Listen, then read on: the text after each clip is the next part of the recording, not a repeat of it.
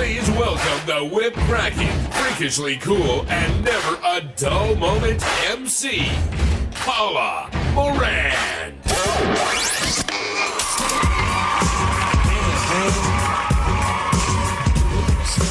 Hello, MoMondays.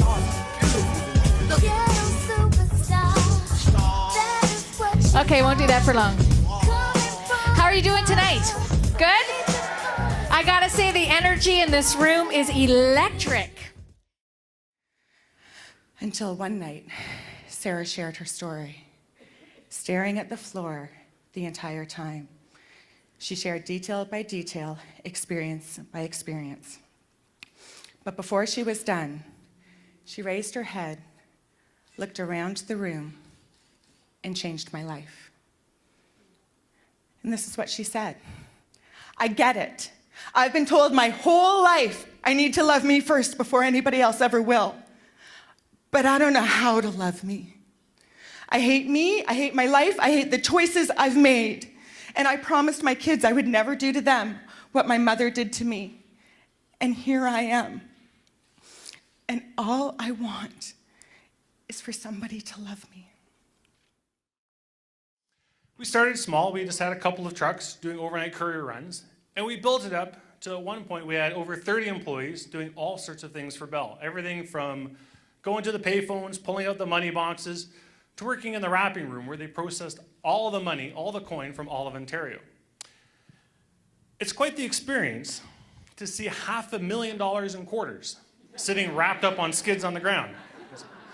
There's my house, and there's my house, and there's my house. It's a lot of quarters. Have you ever had things in your life that kind of go in slow motion? Have you? Yes? Yes? Well, we were almost back to the hotel. And I saw the jagged rock face on to the left. And in that moment, I just knew. Yep, you got it. He lost control and careened smack dab right into that rock face.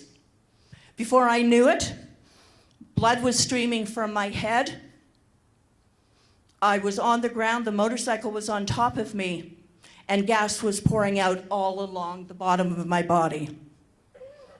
In the calmest voice I could muster, I said, "Help me get this friggin' bike off me now!" And I'm getting ready. I've white-knuckled the restraints. I have my one leg, and I wrap it around Sean, probably because if I was going to fall out, that was going to save me. Maybe. And we're sitting there, and I feel the ride go back. And then, whoosh, the ride starts.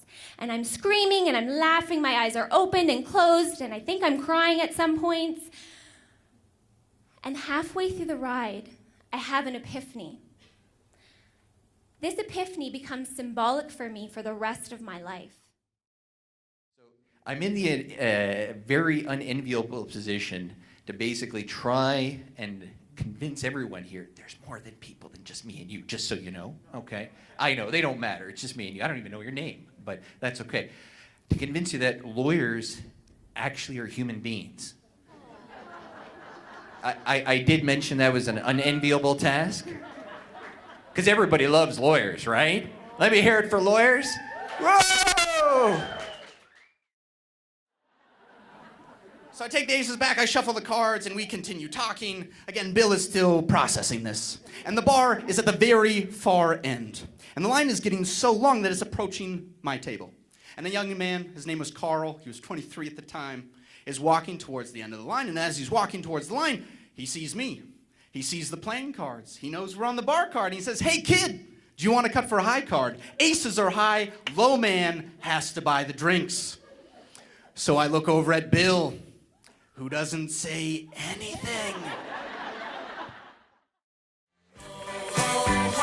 It's magic, you know. Never believe it's that song.